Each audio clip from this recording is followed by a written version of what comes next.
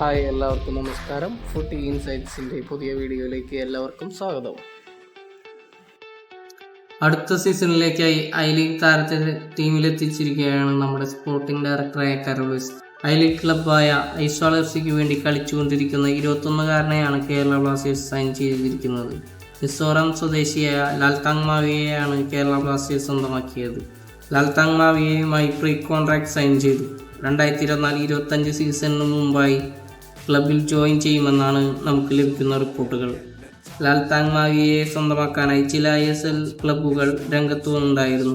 അതിലൊരു ടീം ഗോവയായിരുന്നു.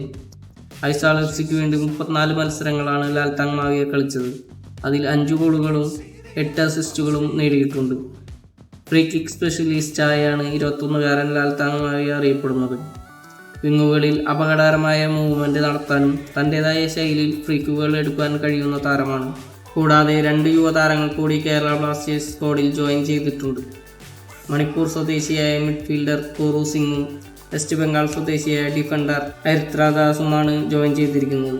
ഇരുവരും Kerala Blasters reserve സ്ക്വാഡിലെ താരങ്ങളാണ്.